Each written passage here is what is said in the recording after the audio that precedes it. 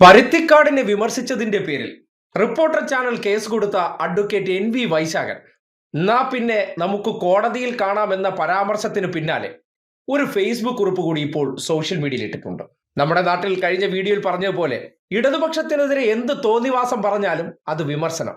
എന്നാൽ അതിന് മറുപടി പറഞ്ഞാൽ അയ്യോ സൈബർ ബുള്ളിയിങ് ആയേ, സൈബർ ആക്രമണമായേ തുടങ്ങിയ ഓമന പേരുകളിലൂടെ ഇരവാദമാക്കുകയാണല്ലോ പതിവ്. ആ നിലയ്ക്കാണ് NV വൈശാഖൻ ഇട്ടൊരു പോസ്റ്റിന്റെ പേരിൽ അദ്ദേഹത്തിന്റെ പേര് കൂടി ഉൾപ്പെടുത്തിക്കൊണ്ട് കഴിഞ്ഞ ദിവസം റിപ്പോർട്ടർ ചാനൽ പരാതി കൊടുക്കുകയും സ്മൃതി പരുത്തിക്കാട് വിഷയത്തിൽ അദ്ദേഹത്തിനെതിരെ കേസ് എടുക്കുന്ന സാഹചര്യവും ഉണ്ടായത്. അതിന് പിന്നാലെയാണ് NV വൈശാഖൻ ഇന്ന് രാവിലെ ഒരു സോഷ്യൽ മീഡിയ പോസ്റ്റ് ഇട്ടിരിക്കുന്നത്. അതിൽ ചില ചോദ്യങ്ങൾ അദ്ദേഹം ഉന്നയിച്ചിട്ടുണ്ട്, പ്രസക്തമാണ്. ഇതാണ് ആ പോസ്റ്റ്. ഐക്യദാർഢ്യ സംഘത്തോട് ചില ചോദ്യങ്ങൾ. 1. എത്ര തവണ ഇടതുപക്ഷത്തെ നുണ മാത്രം നിരത്തി മ്ലാത്തിച്ചെടത്തിയുടെ അരുമ വിമർശിച്ചിരിക്കുന്നു? അന്ന് ആരെങ്കിലും സൈബർ ആക്രമണം നടത്തിയതായി അറിയാമോ? 2.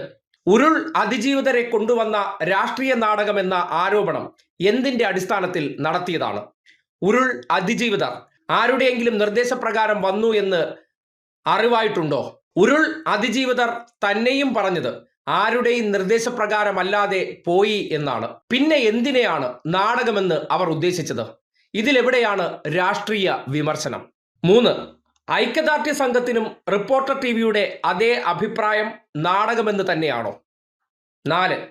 ഉരുൾ അതിജീവിതരെ അധിക്ഷേപിച്ചിട്ട് മാപ്പ് പറയാൻ ഒരുക്കമല്ലാതെ വീണ്ടും അവരെ അധിക്ഷേപിക്കും വിധം തന്റെ മുൻ അഭിപ്രായത്തെ രാഷ്ട്രീയ വിമർശനമെന്ന് വഴിതിരിച്ചു വിട്ട് സാധൂകരിക്കുമ്പോൾ ഉണ്ടാകുന്ന പ്രതികരണങ്ങളെ സൈബർ ആക്രമണമെന്ന് വിളിക്കുന്നതാണോ പുതിയ രീതി?